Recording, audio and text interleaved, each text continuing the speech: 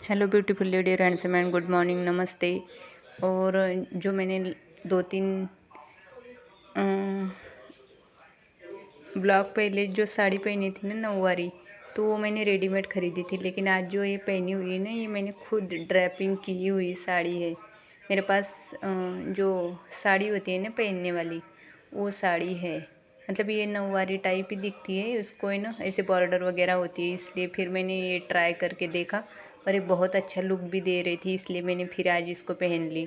जैसे वो रेडीमेड करी हुई थी ना स्टिचिंग, सेम वैसे ही मैंने ये पहनी हुई थी और ये दिखने में भी बहुत अच्छी लग रही थी और वो मुझे महंगी भी पड़ी थी, इसलिए फिर ये मेरे पास थी तो मैंने इसे ट्राई की और ये अच्छी भी लग रही थी, सेम उसकी तरह ही दिख रही थी।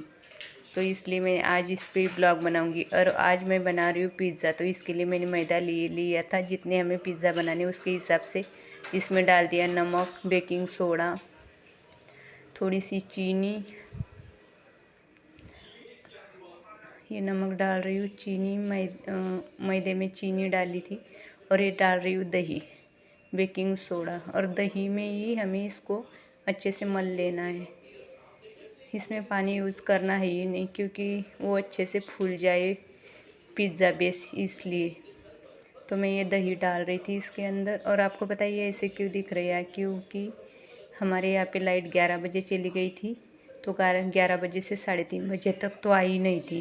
तो फिर मेरे पास कुछ ऑप्शन नहीं था और बच्चों को पिज़्ज़ा खाना ही था। तो फिर ये हो गया था कि बच्चों को ये सारा पता है, इसलिए बोल रहे थे कम से कम बैटर तो बना के, मतलब ये आटा तो गूंद के रख दो, डो बना के। इसलिए फिर डो बना के मैंने ये रख रही थी बिना लाइट के।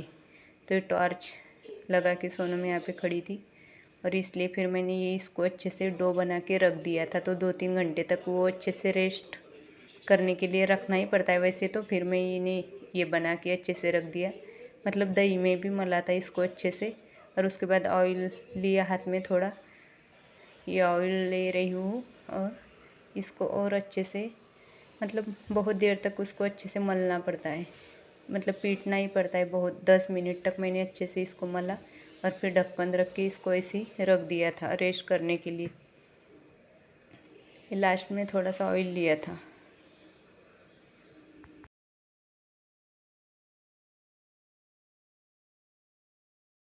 और डो तो मैंने रखा हुआ था। उसके बाद मुझे बनानी थी पिज़्ज़ा सॉस बनाना था, तो इसलिए मैंने ले लिए ऑनियन, 2 टमाटर, 2 ऑनियन ले लिए, 2 टमाटर ले लिए।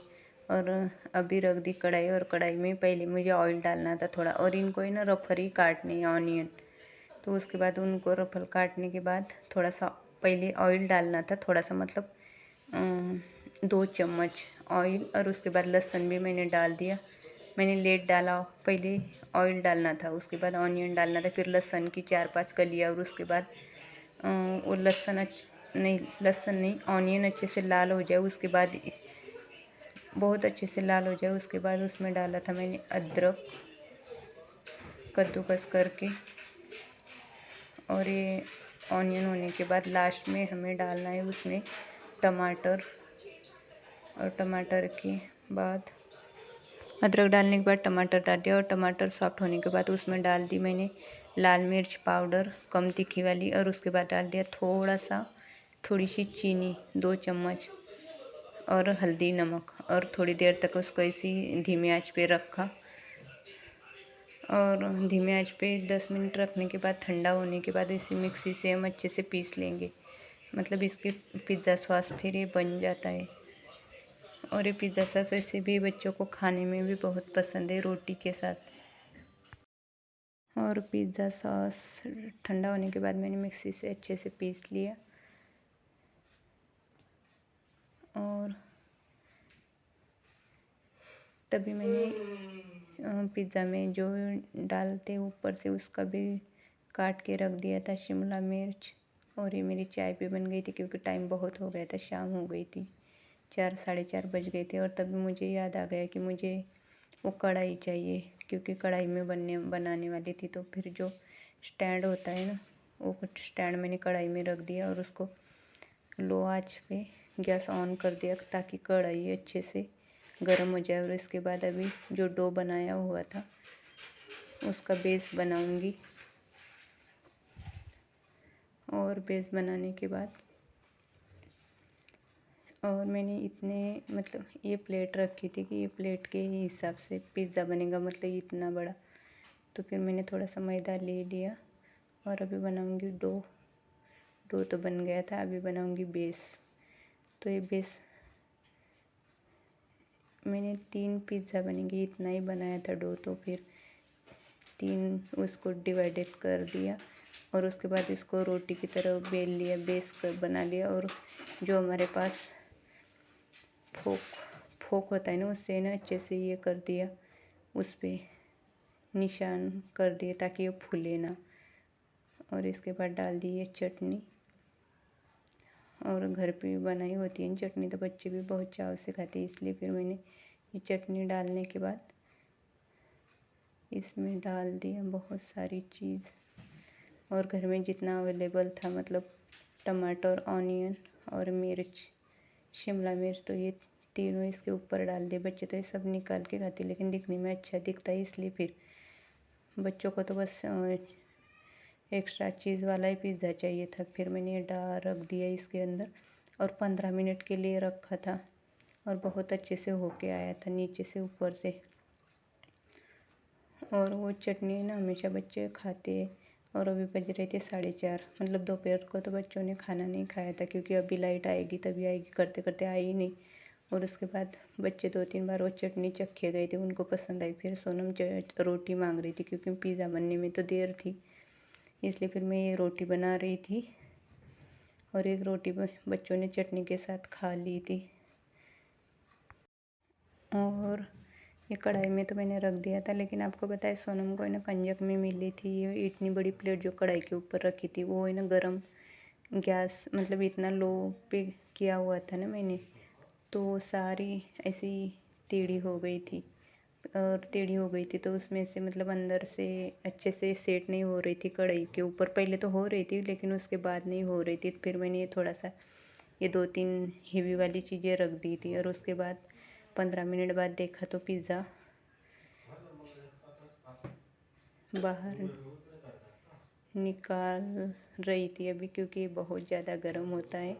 और निकालने के बाद ये देखो कैसे बना था पिज़्ज़ा सच में। और इसके पहले भी मैंने बहुत बार बनाया तो बहुत अच्छा ही बना था।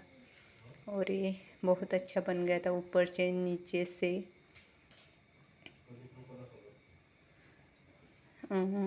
ऊपर से तो ऐसे दिख रहा है, लेकिन आपको पता है नीचे ये ऊपर तक अच्छे से ब्राउन हो गया था, मतलब अच्छे से सेका गया था। और ये नीचे से देखो कितना अच्छा बन गया था। नीचे से भी ऐसा नहीं कि कच्चा होगा कि कुछ भी नहीं, ऊपर तक बहुत अच्छा ब्राउन बन गया था, जैसे बाहर मिलता है सेम वैसे ही। और उसके बाद पिज़्ज़ा कटर से हमने इसको काट लिया और फिर इसके 4 टुकड़े बना के बच्चों ने खाए थे। और ये खाने में बहुत ही ज़्यादा स्वादिष्ट बना था, और जैसे बाहर होता है ना सेम टू सेम वैसे ही था। और बच्चों ने पिज़्ज़ा खाने के बाद फिर दूसरा बनने वाला था, तो इसलिए मैं दूसरा बना रही थी। और ये दूसरा भी पिज़्ज़ा मैं यहाँ पे बना रही थी, क्योंकि एक पिज़्ज़ा से तो बच्चों का होने वाला नहीं था, उसके 4 पीसेस ही हुए थे। तो उसके बाद ये दूसरा पिज़्ज़ा मैंने बनाने के लिए रख दिया था। और जब तक ये पिज़्ज़ा बन रहा था तब तक है ना, मैं कल सूखा नारियल लेके आई थी गुजिया बनाने के लिए, लेकिन वो अब तक पन्नी में ही पड़ा हुआ था। तो जब तक ये पिज़्ज़ा बन जाए तब तक मैं कर रही थी मेरे नारियल का काम, सूखे नारियल तोड़ के उसका। और एक पिज़्ज़ा और बनने वाला था, वो बनेगा शाम को। तो ये नारियल में लेके आई थी और इसकी बनाऊंगी गुजिया। सोनम तेला आवाज़ कम।